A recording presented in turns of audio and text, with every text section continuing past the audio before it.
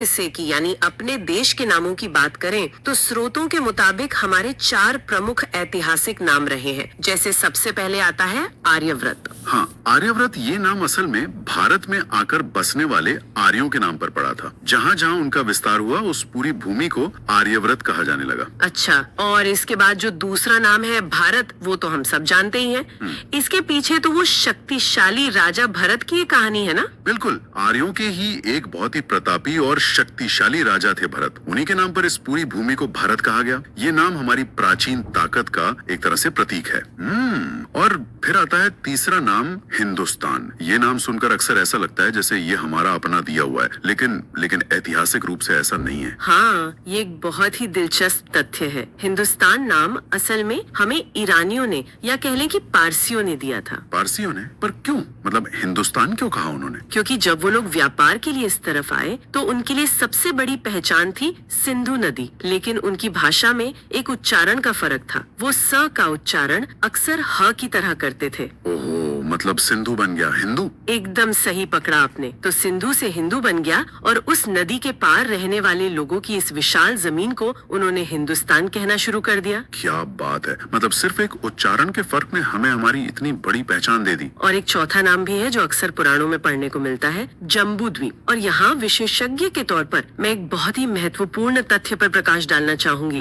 पुराणों में तो इसका जिक्र है ही, लेकिन जम्बू द्वीप नाम का सबसे ज्यादा और विशेष इस्तेमाल बौद्ध काल में किया गया था। अच्छा, बौद्ध काल में? बिल्कुल, उस दौर के ऐतिहासिक दस्तावेजों में इस उप महाद्वीप को दर्शाने के लिए जम्बू द्वीप का ही प्रयोग होता था। ये तो हो गए नाम। अब अगर हम पृथ्वी के नक्शे को थोड़ा जूम आउट करें और अपनी सटीक लोकेशन या पिन कोड की बात करें, पृथ्वी के बिल्कुल बीच से एक रेखा गुजरती है जिसे भूमध्य रेखा कहते हैं, जिसे हम 0 डिग्री रेखा या विषुवत रेखा भी कहते हैं। हाँ, और इसे वृहद वृत्त भी कहा जाता है। पर ये वृहद वृत्त क्यों है? वो इसलिए क्योंकि यह पृथ्वी पर खींची जा सकने वाली सबसे बड़ी रेखा है। देखिए, पृथ्वी बीच में सबसे ज्यादा चौड़ी है, तो भूमध्य रेखा सबसे बड़ी हुई। जैसे जैसे आप ऊपर या नीचे जाएंगे, रेखाएं छोटी होती जाएंगी, इसीलिए इसे वृहद वृत्त या ग्रेट सर्कल कहा जाता है। बेहतरीन। और इस रेखा ने पृथ्वी को 2 गोलार्धों में बांट दिया है। यहाँ स्रोतों में एक बड़ा ही दिलचस्प तथ्य दिया गया है कि उत्तरी गोलार्ध को स्थलीय गोलार्ध कहा जाता है। हाँ, क्योंकि भूमध्य रेखा के ऊपर यानी उत्तरी गोलार्ध में जमीन बहुत अधिक है। दुनिया के ज्यादातर महाद्वीप वहीं हैं। और इसके ठीक उलट जो दक्षिणी गोलार्ध है, उसे पानी की बहुत ज्यादा अधिकता के कारण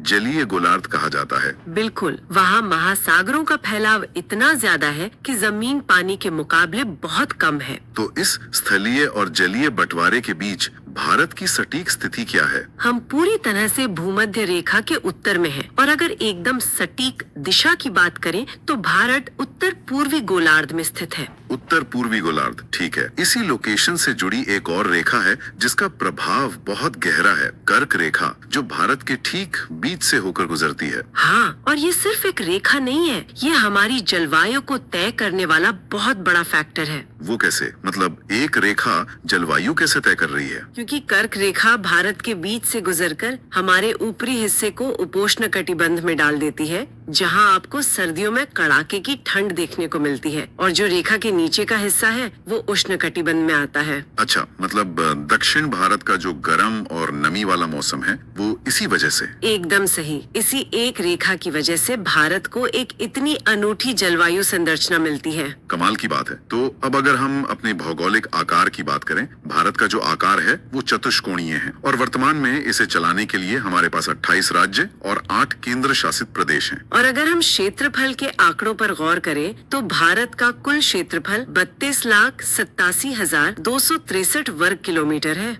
जो पूरी पृथ्वी के भूभाग का केवल 2.4% हिस्सा ही घेरता है। बिल्कुल, सिर्फ 2.4%। लेकिन फिर भी हम विश्व पटल पर एक बहुत बड़ा रुतबा रखते हैं। हाँ, क्योंकि हम दुनिया के 10 सबसे बड़े देशों में आते हैं। अगर मैं क्षेत्रफल के हिसाब से सूची बताऊं तो पहला रूस, दूसरा कनाडा, तीसरा यूएसए। एक मिनट, यहाँ मैं आपको रोकूंगी। अक्सर लोग इस सूची में एक बहुत बड़ी गलती कर बैठते हैं और तीसरे नंबर पर चीन का नाम ले लेते हैं। हाँ, अक्सर ऐसा ही पढ़ने और सुनने को मिलता है। लेकिन स्रोत स्पष्ट रूप से बताते हैं कि तीसरे नंबर पर चीन नहीं बल्कि संयुक्त राज्य अमेरिका है। अच्छा, तो आंकड़े क्या कहते हैं? अगर हम सटीक क्षेत्रफल देखें तो यूएस का क्षेत्रफल 98,26,675 वर्ग किलोमीटर है, जबकि चीन का क्षेत्रफल 95,96,961 वर्ग किलोमीटर है। ओ, तो इस हिसाब से तो अमेरिका साफ तौर पर चीन से बड़ा है। बिल्कुल। तटीय क्षेत्रों की गिनती को लेकर अक्सर ये गलतफहमी पैदा होती है, पर सही मायनों में तीसरे नंबर पर अमेरिका ही है। ये सच में एक चौंकाने वाला तथ्य था। तो फिर हमारी सूची कुछ यूं बनी: 1 पर रूस, 2 पर कनाडा, 3 पर यूएसए, 4 पर चीन, 5 पर ब्राजील,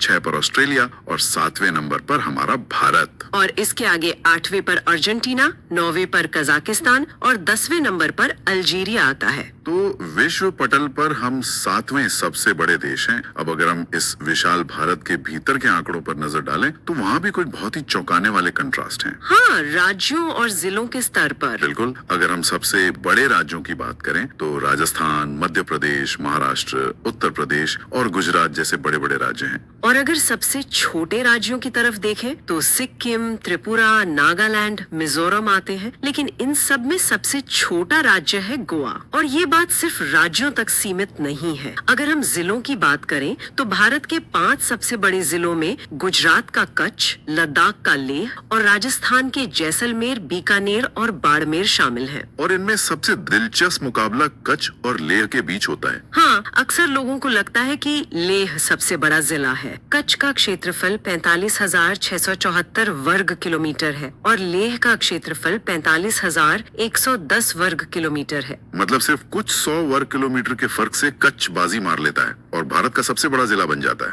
एकदम सही। और अगर हम सबसे छोटे जिले की बात करें तो वो है माहे।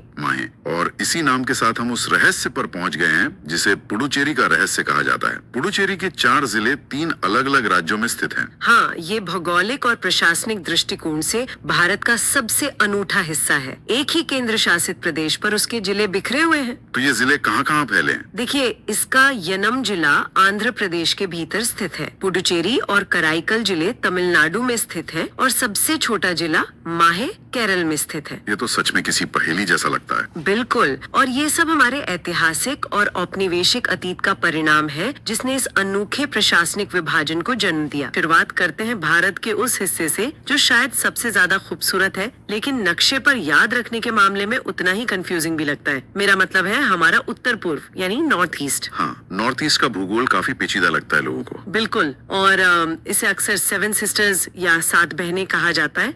सदियों पुराना नहीं है। मतलब अक्सर लोगों को लगता है कि ये कोई प्राचीन नाम होगा, लेकिन इन 7 राज्यों के समूह को 7 सिस्टर्स का नाम सबसे पहले ज्योति प्रसाद सैकिया जी ने दिया था। अरे वाह, ज्योति प्रसाद सैकिया जी ने। जी। ये वाकई कमाल की बात है कि एक नाम कैसे पूरे इलाके की आइडेंटिटी बन सकता है। लेकिन सच बताऊं तो नाम तो हमें याद रहता है, पर जब बात आती है कि नक्शे पर कौन सा राज्य कहाँ है तो अच्छा। इस पूरे 7 सिस्टर्स वाले कॉन्सेप्ट के साथ एक बहुत आम और बहुत बड़ी गलतफहमी भी जुड़ी हुई है और मुझे लगता है कि इस चर्चा में उसे दूर करना सबसे ज्यादा जरूरी है।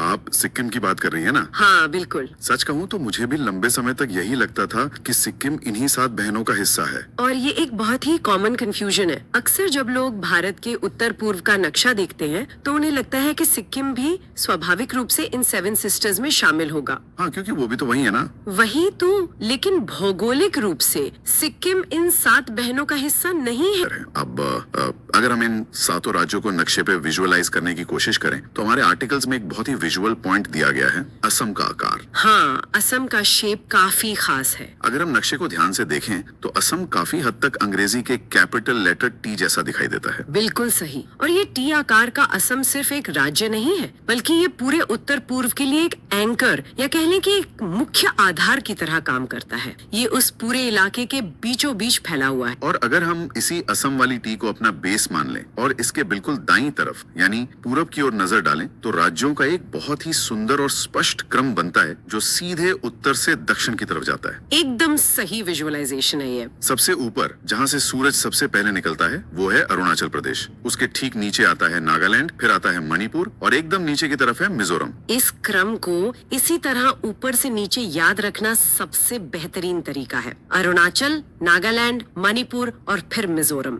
अब सोचिए, असम बीच में है, उसके एक तरफ ये 4 राज्य एक लाइन में खड़े हैं और दूसरी तरफ असम के ठीक नीचे मेघालय है। बिल्कुल, और बिल्कुल नीचे की तरफ त्रिपुरा है। अगर हम इस तस्वीर को दिमाग में बिठा लें तो उत्तर पूर्व का नक्शा कभी भी कंफ्यूजिंग नहीं लगेगा। एग्जैक्टली ये हुई ना मेंटल मैपिंग की बात। अब हमने देश के एक हिस्से को तो समझ लिया, लेकिन जब हम भारत की कुल भौगोलिक विशालता की बात करते हैं तो अक्सर एक मुहावरा इस्तेमाल होता है, कश्मीर से कन्याकुमारी तक। हाँ, ये तो हमने बहुत बार सुना है। ये सुनने में बहुत अच्छा लगता है। स्रोत के अनुसार अगर कोई व्यक्ति भारत के बिल्कुल उत्तरी छोर से लेकर सबसे दक्षिणी छोर तक एक सीधी लाइन खींचे तो वो दूरी 3214 किलोमीटर होती है। 3214 किलोमीटर, बाप रे। और वहीं पश्चिम से पूर्व तक की कुल चौड़ाई 2933 किलोमीटर है। ये सिर्फ आंकड़े नहीं है, जरा सोचिए, अगर कोई 3214 किलोमीटर लगातार बिना रुके गाड़ी चलाता रहे तो भी देश के एक कोने से दूसरे कोने तक पहुंचने में कई दिन लग जाएंगे। हमारा देश सच में बहुत विशाल है, विशाल से भी ज्यादा है। और इसी विशालता को तय करने वाले जो अंतिम बिंदु हैं, जिन्हें हम एक्सट्रीम पॉइंट्स या बिल्कुल आखिरी छोर कहते हैं, वो अपने आप में बहुत खास है। चलिए एक एक करके देश के चारों कोनों पर चलते हैं। शुरुआत करते हैं हमारे सबसे उत्तरी बिंदु से। तो अगर हम बिल्कुल ऊपर उत्तर की तरफ जाएं तो हमारा वो आखिरी पॉइंट कौन सा है? भारत का सबसे उत्तरी बिंदु इंदिरा कोल कहलाता है। यह इलाका वर्तमान में पाक अधिकृत कश्मीर यानी पीओके में स्थित है। अच्छा, इंदिरा कोल। हाँ, अगर हम इसे अक्षांश यानी लैटिट्यूड में नापें, और जिन्हें अक्षांश नहीं पता उनके लिए बता दूं कि ये वो काल्पनिक लेटी हुई रेखाएं हैं जो पृथ्वी को ऊपर से नीचे नापती हैं। लेटी हुई से लैटिट्यूड याद रखना काफी आसान है। हाँ, बिल्कुल। तो इंदिरा कोल लगभग 37 डिग्री नॉर्थ यानी 37 डिग्री 6 मिनट उत्तरी अक्षांश पर स्थित है। इसे उत्तरी अक्षांश इसलिए कहा जाता है क्योंकि हमारा पूरा का पूरा देश भूमध्य रेखा या इक्वेटर के उत्तर में यानी नॉर्दर्न हेमिस्फेयर में बसा हुआ है। अब अगर हम इसी पॉइंट से सीधा पूर्व यानी ईस्ट की तरफ एक लंबा सफर तय करें तो हम पहुंचेंगे अरुणाचल प्रदेश में। जी हाँ,